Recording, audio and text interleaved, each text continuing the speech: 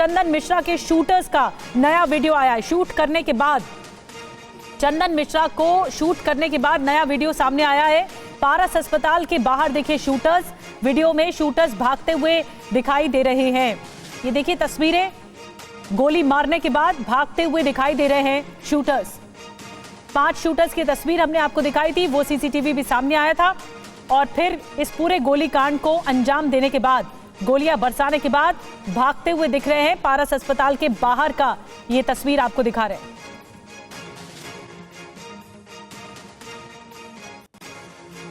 और चंदन मिश्रा हत्याकांड में नई जानकारियां सामने आ रही हैं। आपको बता दें 6 बदमाश पहुंचे थे पारस अस्पताल। तौसीफ के साथ साथ 5 बदमाश अस्पताल में घुसे थे।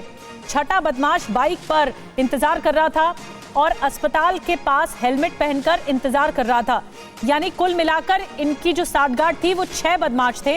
एक बदमाश बाहर ही इंतजार कर रहा था और बाकी जो है 5 बदमाश अंदर गए। जो शूटर्स हैं वो अंदर गए, जिसमें तौसीफ मुख्य शूटर बताया जा रहा है।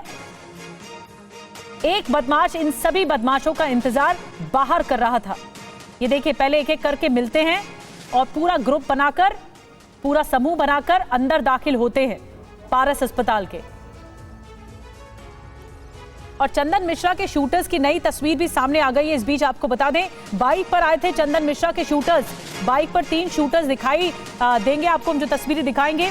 बाइक पर पिस्टल लहराते दिख रहे हैं शूटर्स, यानी जश्न मनाया जा रहा है। शूटिंग करने के बाद, इस तरह फायरिंग करने के बाद जश्न मनाया जा रहा है। कल पारस अस्पताल में चंदन मिश्रा की फायरिंग की गई थी और चंदन मिश्रा पर फायरिंग की गई थी। मौत हो गई, हत्या कर दी गई। शूटर्स की अभी तक गिरफ्तारी नहीं हुई है।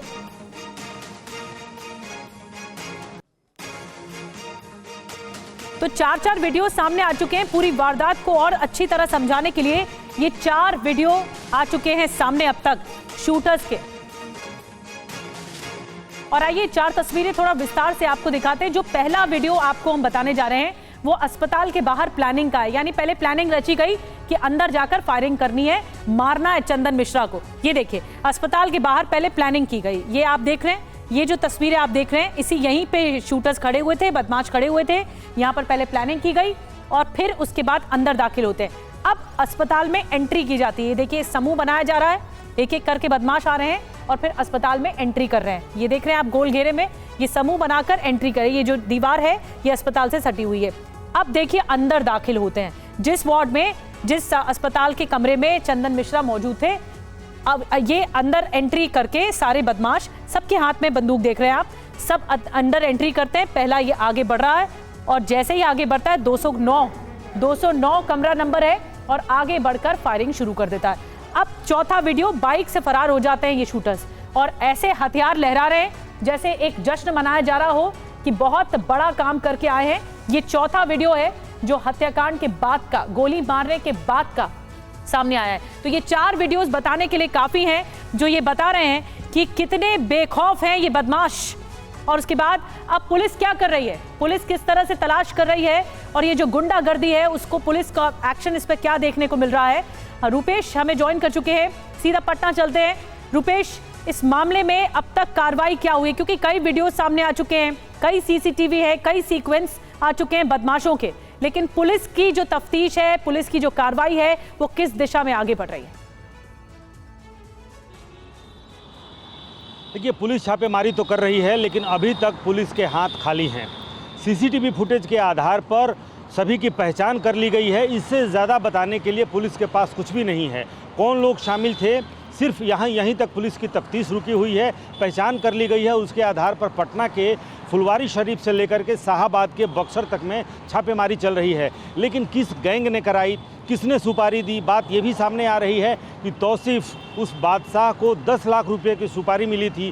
किसने सुपारी दी, क्यों सुपारी दी, क्या शेरू गैंग, क्योंकि शेरू और चंदन पहले एक साथ मिलकर के एक गैंग चलाते थे, जेल के बाहर भी, जेल के अंदर जब थे तब भी दोनों की गहरी दोस्ती थी। क्या शेरू का इसमें नाम शामिल है, क्या शेरू ने सुपारी दी थी या फिर किसी और गैंग का काम है?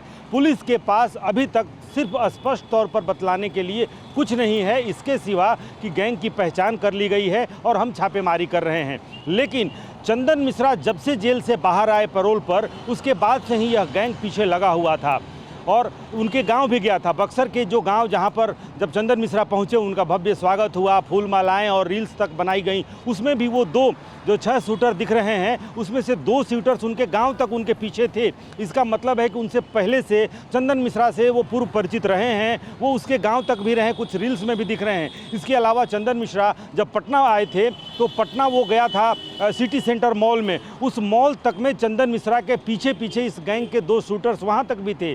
और उसके बाद से वो पारस हॉस्पिटल में आया है। पारस हॉस्पिटल के किस कमरे में बंद है, इलाज करा रहा है उस कमरे में। और तमाम जो लाइनर की भी भूमिका इसमें बहुत महत्वपूर्ण है कि इन 6 के अलावा एक कोई लाइनर रहा है जिसने इन तमाम बातों की जानकारी दी है कि पारस हॉस्पिटल में कब जाना है, कहाँ से जाना है, किस वक्त कॉरिडोर में लगभग सन्नाटा रहता है और किस कमरे के अंदर। सबसे महत्वपूर्ण इस पूरे मामले में जो 25 सेकंड का वीडियो है उसमें कि वो दरवाज़ा क्यों खुला हुआ था, किसी गार्ड ने रोका क्यों नहीं, अंदर कैसे घुस गए, ऊपर तक कैसे दाखिल हो गए, ओपीडी से रास्ते, ये 5 लोग ओपीडी के रास्ते होते हुए अंदर चले जाते हैं और बाहर जब निकलते हैं तो शोर मचाते हुए, जश्न मनाते हुए निकलते हैं। किसी गार्ड ने भी उनको रोकने तक की, टोकने तक की कोशिश क्यों नहीं की। बाहर पुलिस भी रहती है और प्राइवेट सिक्योरिटी तरीके से आपने बताया, बाउंसर्स तक वहां मौजूद। हाँ, कोई किसी ने सवाल क्यों नहीं उठाया? बाउंसर्स वहां पर थे, गार्ड वहां पर थे, किसी ने कोई सवाल क्यों नहीं उठाया? कैसे पता था इन अपराधियों को, इन बदमाश को कि अपराधी चंदन मिश्रा इसी कमरे में है, इसी कमरे में भर्ती है और वहीं पर जाकर अटैक कर दिया, वहीं पर जाकर शूटिंग कर दी, गोली मार दी?